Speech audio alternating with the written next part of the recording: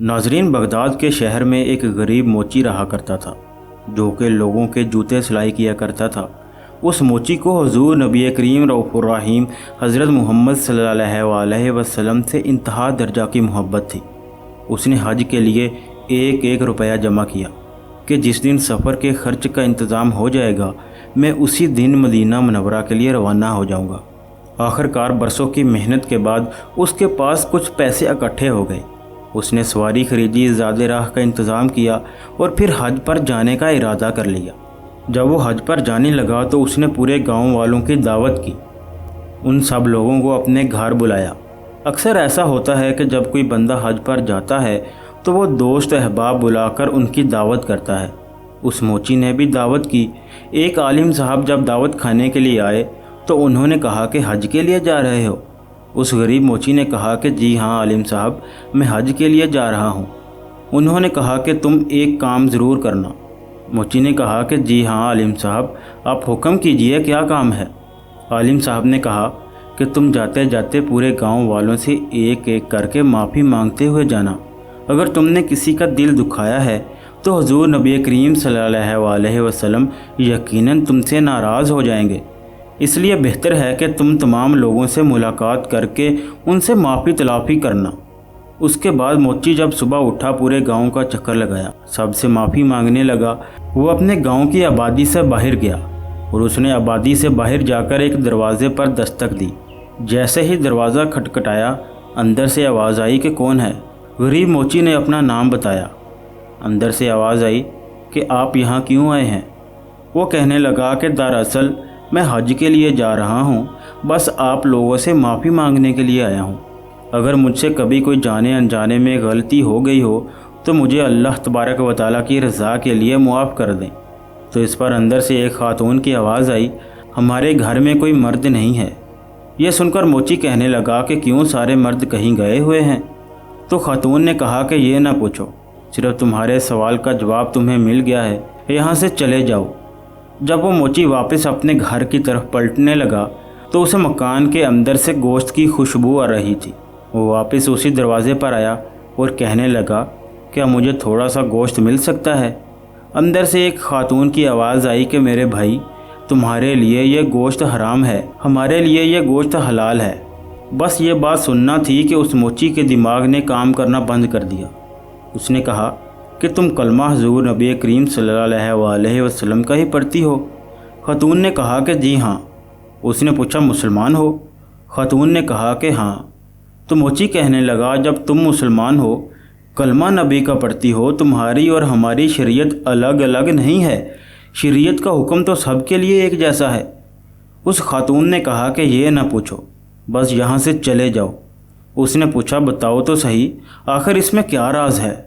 وہ گوشت تمہارے لیے حلال ہے اور میرے لیے کیوں حرام ہے؟ خاتون کہنے لگی کہ اگر سننا چاہتے ہو تو سنو۔ جو گوشت میں پکا رہی ہوں، جس کی خوشبو تمہیں آ رہی ہے، یہ مردہ جانور کا ہے اور شریعت میں بلا عذر کے مردار کھانا حرام ہے۔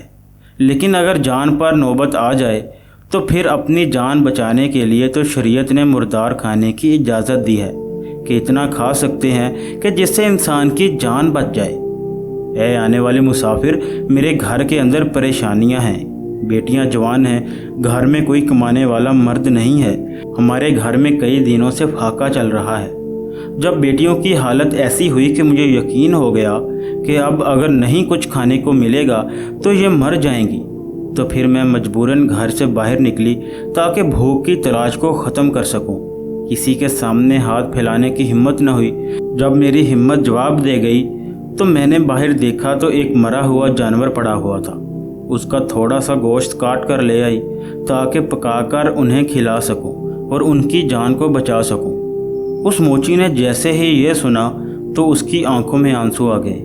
وہ زاروں قطار رونے لگا۔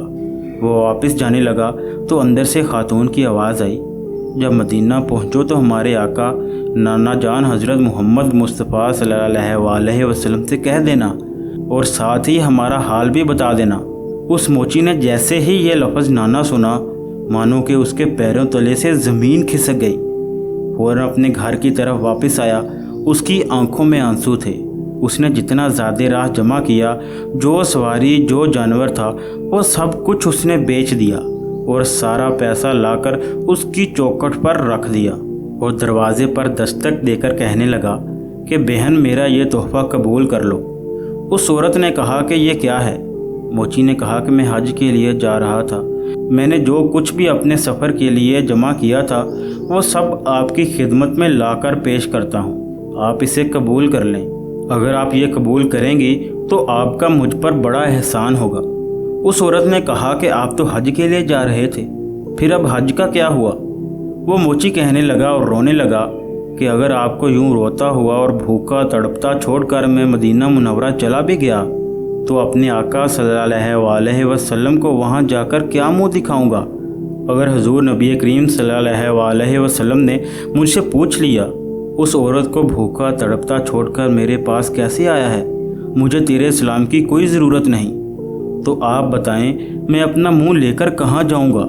اس موچی نے کہا زندگی رہی تو حاضری پھر ہو جائے گی، آپ یہ میرا تحفہ قبول کر لیں۔ اگر آپ نے میرا تحفہ قبول کر لیا یقیناً میری دنیا بھی کامیاب ہو جائے گی اور میری آخرت بھی کامیاب ہو جائے گی۔ یہ کہہ کر وہ موچی واپس اپنے گھر کی طرف پلٹ آیا۔ اس کی بیوی کہنے لگی کہ سرتاج تم نے تو ستم کر دیا۔ اس موچی نے کہا کہ کیوں، کیا ہوا؟ اس کی بیوی نے کہا کہ وہاں تو نصیب والے لوگ جایا کرتے ہیں اور تم نے جاتے جاتے جان بوجھ کر اپنے سفر کو ضائع کر دیا۔ اس نے پوری کہانی اپنی بیوی کو سنا دی، لیکن محلے والے اور گاؤں والوں کو جا کر اس عورت کی کہانی سنانا اسے اچھا نہ لگا کہ کسی کو بتانا کہ ایک عورت کو میں اپنا سارا مال دے کر آ گیا ہوں۔ ہمت نے جواب دے دیا، چپ ہو کر اپنے گھر میں بیٹھ گیا۔ بچے گھر سے نکلتے تو لوگ تانا دیتے ہوئے کہتے تیرا باپ بڑا ہی بیکار آدمی ہے، مدینہ منورہ جا رہا تھا جہاں جانے کے لیے لوگ ترستے ہیں اور جاتے جاتے اس دن سفر کا ارادہ ختم کر دیا۔ اسی طرح محلے میں لوگ آتے جاتے تانا دینے لگے تو اس نے غیرت کے مارے اپنے گھر کا دروازہ بند کر لیا۔ جب تک لوگ حج کر کے واپس گھر نہیں آتے اس نے دروازہ نہ کھولنے کا ارادہ کر لیا۔ ناظرین، اسی سال خواجہ قطب الدین رحمۃ اللہ علیہ بھی اسی حج پر گئے ہوئے تھے۔ جب خواجہ صاحب رحمۃ اللہ علیہ کی حج سے واپسی کی رات آئی تو آپ کے ساتھیوں نے ان سے کہا کہ حضرت چلیے بازار کچھ سامان خرید لیتے ہیں تاکہ تحفے کے طور پر لوگوں کو دیا جائے۔ خواجہ قطب الدین بختیار کاکی کہنے لگے کہ جاؤ تمہیں سامان خریدنا ہے تو خرید لو، میں رات کعبہ میں بیٹھ کر گزاروں گا، خدا جانے دوبارہ اس حرم کو دیکھنا نصیب ہو یا نہ ہو۔ وہ لوگ تو وہاں سے چلے گئے مگر آپ حرم شریف میں عبادت کرنے لگے، وہاں پر بیٹھ کر اللہ تبارک و تعالیٰ کی عبادت میں مصروف ہو گئے۔ رات کا دوسرا پہر تھا، آپ نے دیکھا کہ آسمان سے دو فرشتے اترے اور آپس میں باتیں کرنے لگے۔ ایک نے کہا کہ اس سال کتنے لوگ حج کرنے کے لیے آئے تھے؟ دوسرا کہنے لگا کہ 2 لاکھ لوگ حج کرنے کے لیے آئے تھے۔ اللہ تبارک و تعالیٰ نے کتنے لوگوں کا حج قبول کیا؟ ایک فرشتہ کہنے لگا کہ اس بار اللہ تبارک و تعالیٰ نے سب کا حج قبول کر لیا۔ اس نے کہا کہ آخر اس بار اللہ تبارک و تعالیٰ نے سب کا حج کیسے قبول کر لیا؟ تو پہلا فرشتہ کہنے لگا ایک ایسا بھی حاجی ہے جو اس سال حج کرنے کے لیے نہیں آیا، لیکن اللہ تبارک و تعالیٰ نے اس کی برکت سے ان 2 لاکھ لوگوں کے حج کو قبول فرما لیا۔ خواجہ قطب الدین بختیار کاکی فرماتے ہیں جیسے ہی میں نے یہ سنا میرے دل میں حسرت پیدا ہو گئی کہ ایسا کون شخص ہے جو چل کر مدینہ منورہ تک بھی نہیں آیا، جس نے حرم کا طواف بھی نہیں کیا، جو منع میں بھی نہیں گیا، آخر وہ کون ہے جو عرفات میں بھی نہیں گیا اور بنا حج ادا کیے ہی اللہ تبارک و تعالیٰ نے اس کی برکت سے 2 لاکھ لوگوں کا حج قبول کر لیا۔ خواجہ قطب الدین بختیار کاکی فرماتے ہیں میں اپنی جگہ سے اٹھا فرشتوں کے پاس گیا، میں نے ان سے کہا کہ مجھے اس کا پتہ بتاؤ کہ وہ کون ہے، کہاں رہتا ہے۔ فرشتوں نے بتایا کہ شہر بغداد میں فلاں مقام پر ایک بستی ہے، وہاں پر وہ شخص رہتا ہے۔ خواجہ قطب الدین بختیار کاکی رحمۃ اللہ علیہ نے قافلے والوں سے کہا تم سب اپنے گھر واپس چلے جاؤ، میں بعد میں آؤں گا، میں اللہ کے ایک نیک بندے سے ملاقات کرنے کے لیے جا رہا ہوں۔ آپ نے سفر کا آغاز کیا اور بغداد شہر پہنچ کر آپ نے اس بستی کی تلاش شروع کر دی جہاں کا حوالہ فرشتوں نے انہیں دیا تھا۔ آپ نے جا کر اس موچی کا پتہ پوچھا۔ لوگوں نے کہا کہ اس سے مل کر آپ کیا کرو گے؟ آپ نے فرمایا میں بس اس سے ملاقات کرنا چاہتا ہوں۔ لوگ کہنے لگے تو وہ تو بڑا ہی بدبخت انسان ہے، آخر اس سے آپ کو کیوں ملنا ہے؟ اتنا سننا تھا کہ خواجہ قطب الدین بختیار کاکی رحمۃ اللہ علیہ کی آنکھوں میں آنسو آ گئے۔ آپ فرمانے لگے کہ اے لوگو، تم لوگ اس کے بارے میں نہیں جانتے جو میں جانتا ہوں۔ اسے گالی نہ دو، اسے برا بھلا نہ کہو، اس کو پریشان کیوں کرتے ہو؟ لوگوں نے کہا کہ حضرت جی، بات گالی کی نہیں ہے، وہ اتنا بدبخت انسان ہے جو منظوری کے باوجود حج کے لیے نہیں گیا، اسے اگر گالی نہ دیں تو کیا کہیں؟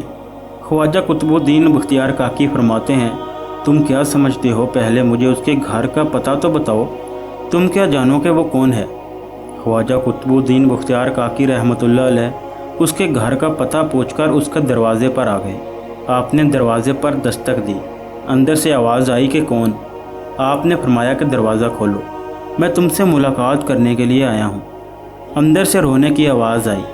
اس نے کہا کہ محترم، دروازہ نہیں کھل سکتا، اگر دروازہ کھولوں گا تو بستی والے طعنہ دیں گے، مجھے برا بھلا کہیں گے، گالیاں نکالیں گے، میرے بچوں کو گاؤں والے گالیاں تک دیتے ہیں، آپ مجھے میرے حال پر چھوڑ دیجئے۔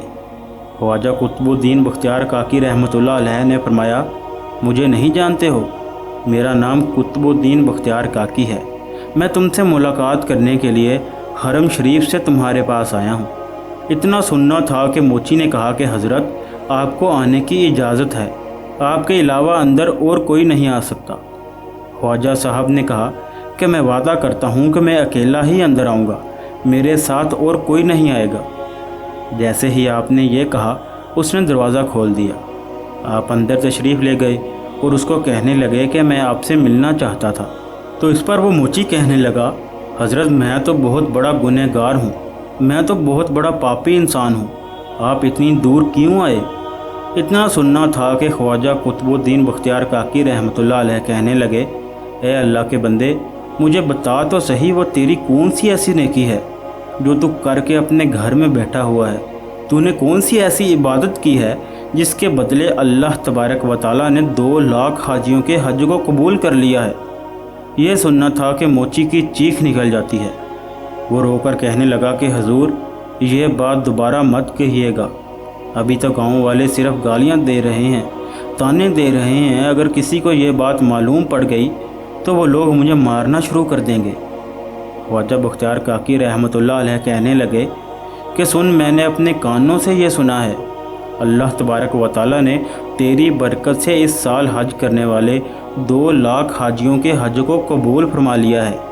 اتنا سننا تھا کہ موچی رو رو کر کہہ رہا تھا کہ حضور، آپ یہاں سے واپس چلے جائیں، میری بستی میں کسی کو آپ یہ بات نہ بتائیں۔ اللہ تبارک و تعالیٰ نے میرے اس عمل کے بدلے، میری اس نیکی کے بدلے، میرے حج کے بدلے 2 لاکھ لوگوں کے حج کو قبول کر لیا۔ اس نے قسم دے کر آپ کو وہاں سے واپس کر دیا، مگر اس کے دل میں خیال تھا کہ یہ کیا ہو گیا، میں تو حج کے لیے گیا بھی نہیں، میرے بدلے میں 2 لاکھ حاجیوں کا حج کیسے قبول ہو سکتا ہے؟ یہ سوچتے سوچتے اس کی آنکھ لگ گئی۔ ابھی آنکھ لگی ہی تھی کہ اس نے خواب میں دیکھا کہ اللہ کے پیارے محبوب حضور نبی کریم رؤوف الرحیم حضرت محمد صلی اللہ علیہ وسلم تشریف لاتے ہیں۔ موچی حضور پاک صلی اللہ علیہ وسلم کو دیکھتے ہی اٹھ کر بیٹھ گیا، آپ کے قدموں کو پکڑ لیتا ہے اور عرض کرتا ہے کہ اے یا رسول اللہ صلی اللہ علیہ وسلم، آپ نے آنے کی زحمت کیوں کی؟ آپ اشارہ فرما دیتے، میں اڑ کر آپ کی بارگاہ میں حاضر ہو جاتا۔ اللہ کے پیارے محبوب حضور نبی کریم صلی اللہ علیہ وسلم فرماتے ہیں، تم نے حج پر جاتے وقت اپنے حج کا سارا پیسہ ایک غریب عورت کے قدموں پر لوٹا دیا، اور جب بختیار کاکی نے تجھے بتایا، تجھے یقین نہیں آ رہا تھا، یہی وجہ ہے کہ میں تجھے یہ بتانے کے لیے آیا ہوں۔ بختیار کاکی نے تجھے جو کچھ بتایا وہ بالکل صحیح ہے، اگرچہ تو حج کرنے کے لیے نہیں گیا، لیکن تو نے اپنے حج کا سارا پیسہ ایک غریب کی خدمت میں پیش کر دیا۔ اللہ رب العزت کو تیرا یہ عمل اتنا پسند آیا کہ اللہ تبارک و تعالیٰ نے تجھے بن حج کے ہی حج کا ثواب عطا کر دیا۔ تیری اس برکت کی توفیق اللہ تبارک و تعالیٰ نے اس حج کے ادا کرنے والے تمام لوگوں کے حج کو قبول فرما لیا۔ سبحان اللہ۔ ناظرین محترم، اللہ تبارک و تعالیٰ کے نزدیک سب سے زیادہ عمل وہی پسند کیا جاتا ہے جو کسی مسلمان کے دل کو سکون اور راحت دے، کسی کی تکلیف دور کرے یا پھر کسی کا قرض دور کرے، کسی کی بھوک کو ختم کر دے۔ حضور نبی کریم صلی اللہ علیہ وسلم نے فرمایا، اگر میں ایک مہینہ مسجد میں بیٹھ کر اعتکاف کر لوں، اس سے زیادہ بہتر ہے کہ میں کسی غریب، کسی محتاج کی جا کر مدد کر دوں۔ سبحان اللہ۔ ناظرین محترم، اللہ تبارک و تعالیٰ سے دعا ہے کہ اللہ تبارک و تعالیٰ ہمیں عمل کرنے کی توفیق عطا فرمائے۔ آمین ثم آمین۔ ویڈیو اچھی لگی ہو تو ویڈیو کو لائک اور شیئر ضرور کیجیے، اور اس طرح کی مزید ویڈیوز دیکھنے کے لیے ہمارے اس چینل کو سبسکرائب بھی کر دیجیے۔ ملتے ہیں کسی اگلی ویڈیو میں، تب تک کے لیے اللہ حافظ۔